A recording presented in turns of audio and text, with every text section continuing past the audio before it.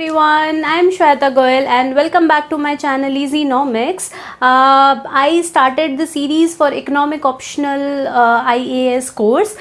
In this series, I'll be teaching you the Slutsian method for the income and substitution effect.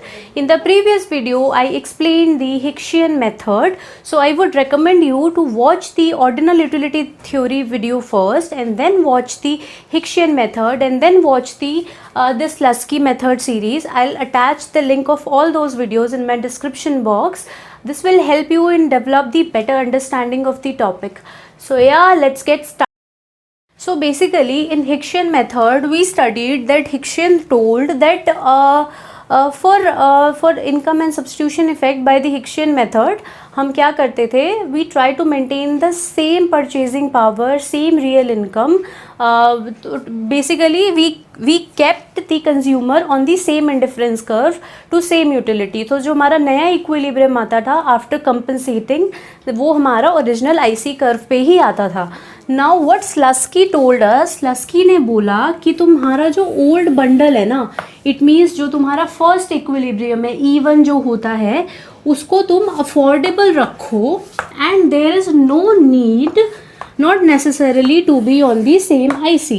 मतलब it is not necessary to have the equilibrium on same indifference curve or to maintain the same utility for the consumer, but it is more important to keep the original bundle affordable. It means your purchasing power will remain same after changing the price. So this was the method given by the Slutsky. So now again in Slutsky we have to study three cases.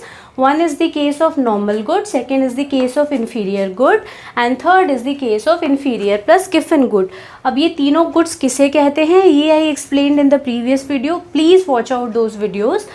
Now in case of normal good, again we have two cases of each case. I'll be explaining only one case to you. Second, you have to do it by yourself.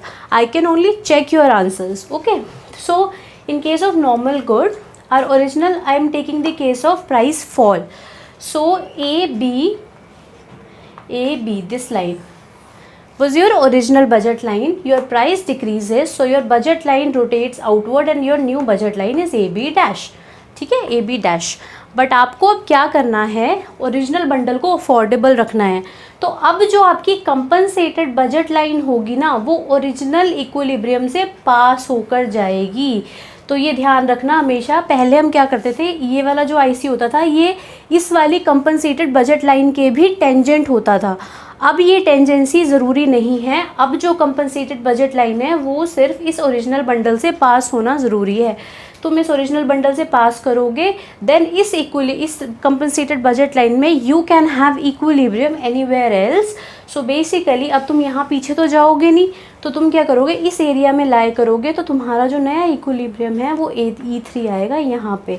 So this is your E3. So E from X1 to X3 is your substitution effect. Substitution effect समझ आ गया. क्या करा, original budget line थी, price कम हुआ, बाहर की तरफ shift हुई, कंपनसेट किया, कंपनसेटेड बजट लाइन आई. वो कंपनसेटेड बजट लाइन जो होगी वो ओरिजिनल इक्विलिब्रियम से पास करेगी. उसके बाद तुम्हारा नया इक्विलिब्रियम E3 आएगा. सो X1 to X3 तुम्हारा सब्स्टिट्यूशन इफेक्ट हो गया. नाउ तुम क्या करोगे, उसकी इनकम उसको रिटर्न कर दोगे. जब उसकी इनकम उसको रिटर्न करोगे तो बेसिकली हम वापस इस पे आ जाएंगे और ये हमारा E2 जो है वो नया इक्विलिब्रियम आ जाएगा. सो ये हमारा E2. तो जब ये सेम डायरेक्शन में मूव करते हैं तो नॉर्मल गुड का केस होता है. In case of Hicksian also, in case of Slutsky also, दोनों ही केसेस में जब सेम डायरेक्शन में substitution and income effect move करते हैं तो उनको बेसिकली नॉर्मल गुड का केस बोला जाता है. So this is the normal case. Again if they ask to draw the compensated demand curve, तो अगेन तुम क्या करोगे, कंपनसेटेड डिमांड कर्व का मतलब है X1 और X3 and P1 and P3 को कनेक्ट करना. सो बेसिकली ये ऐसे कनेक्टेड होगा X1 से X3 के ऊपर, यहाँ से यहाँ. तो ये अगेन तुम्हारा कंपनसेटेड डिमांड कर्व आएगा. Okay, similarly let's study about the case 2 of inferior. Again I am taking the case of price fall. So this I hope you are aware about the mechanism now कि कैसे चीज़ें work करती हैं. एक budget line होती है, फिर तुम्हारा प्राइस चेंज या बढ़ता है, प्राइस कम हो रहा है तो बजट लाइन बाहर की तरफ शिफ्ट हो रही है, प्राइस बढ़ रहा होता तो बजट लाइन अंदर की तरफ शिफ्ट हो जाती, फिर उसके बाद इनकम में अफेक्ट आता है, रियल इनकम में तो हम उनसे उतनी इनकम ले लेते हैं। अभी यहाँ प्राइस कम हो रहा है तो इनकम बढ़ रही है तो हम इनकम ले रहे हैं, तो अंदर बन रही है कंपनसेटेड बजट लाइन। अगर प्राइस कम ज़्यादा हो रहा होता तो उनकी इनकम कम हो रही थी तो हम उनको इनकम देते तो ये बजट लाइन बाहर की तरफ बनती कंपनसेटेड वाली, ठीक है। उसके बाद हम क्या करते हैं, इस केस में जो आपका कंपनसेटेड बजट लाइन है वो ओरिजिनल इक्विलिब्रियम से पास होकर जाएगी। जब पास होकर जाएगी तो दिस इज़ द मैकेनिज्म। अब आपको ये सब आ जाना चाहिए, ठीक है। नाउ ये एक्स, ये वाई, ये तुम्हारी ओरिजिनल बजट लाइन, ये तुम्हारी शिफ्टेड बजट लाइन, ये तुम्हारी कंपनसेटेड बजट लाइन। यहाँ तक किसी को कोई दिक्कत नहीं है। ये हमारा E1 था, ये हमारा E3 था। सब्स्टिट्यूशन इफेक्ट हर किसी के केस में सेम रहेगा, ठीक है, इररिस्पेक्टिव कौन सा केस हो, फर्क बस इनकम इफेक्ट पे पड़ता है, ठीक है। तो ये हमारा E3 तक तो प्रोसेस सेम है, X1 से X3 इनकम इफेक्ट। अब जब सब्स्टिट्यूशन इफेक्ट सब्स्टिट्यूशन इफेक्ट था ये। अब जब इनकम इफेक्ट की बात आएगी तो हमारा E2 यहाँ लाया करेगा, ठीक है।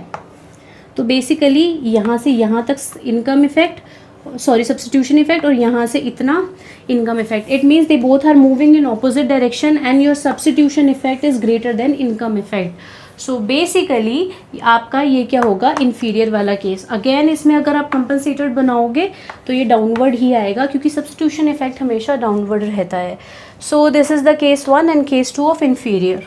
Now coming to the case 3, again I am taking the case of price fall, Giffen plus inferior, same budget line, same outward shifting, same compensated budget line, same original equilibrium, same new equilibrium. This one to this is known as substitution effect. But अब just because ये Giffen good है तो हमारा जो final demand होगी वो कम हो जाएगी क्योंकि प्राइस कम हुआ है, और प्राइस और डिमांड में डायरेक्ट रिलेशन होता है इन केस ऑफ गिफन।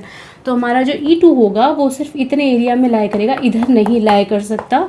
तो इस केस में हमारा जो इनकम इफेक्ट होगा वो ये होगा। तो हमारा income effect will be greater than the substitution effect. So clear with the Slutsky and Hickshian price effect cases. So with this we are done with the consumer side of microeconomics. From the next video I'll be beginning with the production and cost function. After that I'll be explaining the different markets. So I am going the topic wise.